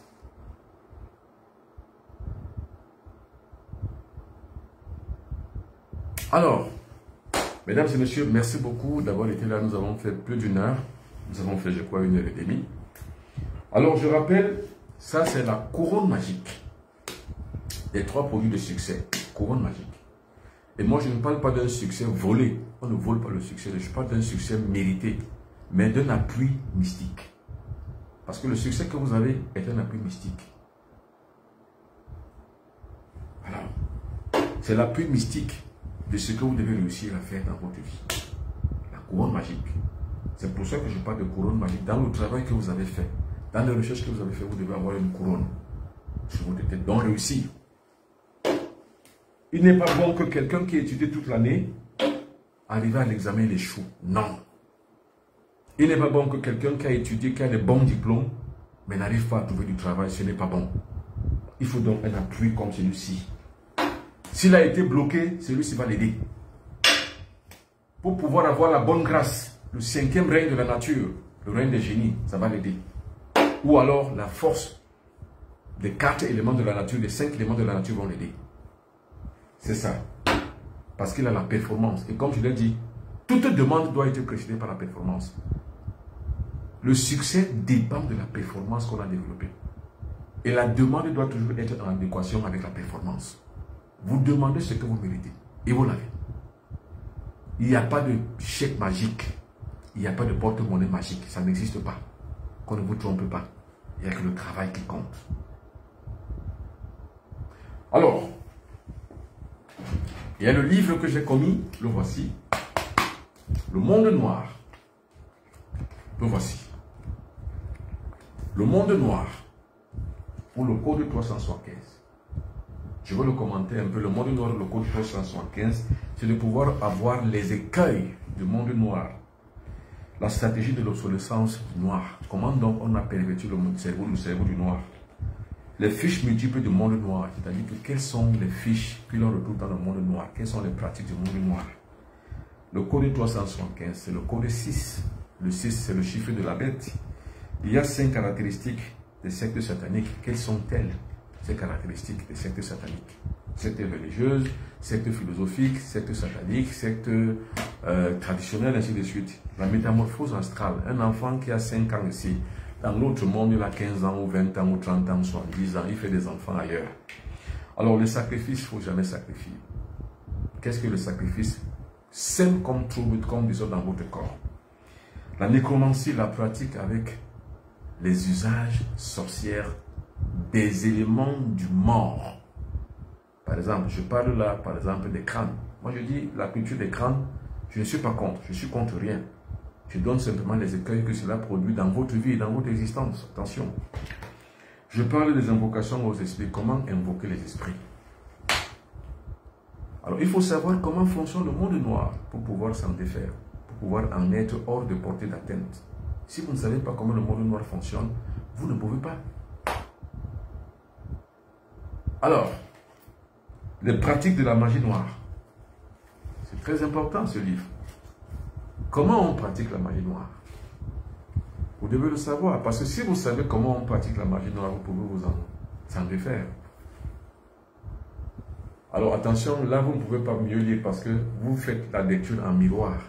Par contre, dans la lecture normale et naturelle, on lit bien le monde noir ou le code 375. Mais regardez, vous n'allez pas lire parce que c'est un miroir. Mais là, par contre, vous arrivez à lire parce que c'est un miroir écrit. Mais comme ça passe sur le direct, c'est bien lu, c'est-à-dire que c'est normal. Donc là, comme c'est écrit normalement, en direct, vous ne pouvez pas voir. C'est un miroir chez vous. Alors, c'est un peu ça. Alors, mesdames et messieurs, voilà ça. Et nous avons ce qu'on appelle le Phobos. Le Phobos, c'est l'élément de ceux qui investissent. Vous voulez faire une activité. Il y a des gens qui font des activités qui échouent parce que le moment n'est pas venu. Ce n'est pas le bon moment. Ce n'est pas la bonne attitude que vous avez. Peut-être que ce n'est pas votre roi. Il faut avoir tout ça. Le Phobos vous aide par exemple à déceler tout ceci. Alors, les gens qui veulent faire des choses, est-ce que je dois faire avec telle personne? Pour les filles, les jeunes filles qui rencontrent un garçon ou un homme, qui veut de, est-ce que cet homme-là est bon pour moi? Pour les jeunes hommes qui rencontrent des jeunes filles, est-ce que cette fille-là est bonne pour moi? C'est ça le Phobos. C'est ça qu'on appelle vivre en toute maîtrise de soi. Parce qu'il faut maîtriser son destin. La maîtrise du destin, c'est ça. Parce que le destin, c'est quoi? C'est ce que vous prévoyez faire. C'est votre destin. Alors, peut-être que vous n'êtes pas fait pour faire ça. Il faut le savoir. On n'entre pas dans un chemin n'importe comment. Vous voulez, par exemple, voyager, prendre la route, aller au Gabon, ou aller aux États-Unis, ou aller au Canada, ou aller en France, ou aller, je ne sais pas moi, aller dans l'Atlantique, traverser l'Atlantique en bateau, ou bien en pirogue moteur. Vous faites un accident, peut-être. Vous allez mourir, peut-être. Il faut le savoir. Le Phobos vous permet donc de pouvoir maîtriser votre futur. Alors, merci beaucoup, mesdames et messieurs. C'était un plaisir. As de cœur, quels sont les différents types d'initiation qu'il y a chez les vassals? Vous me poserez la question demain. Merci beaucoup. Au revoir. Bye bye.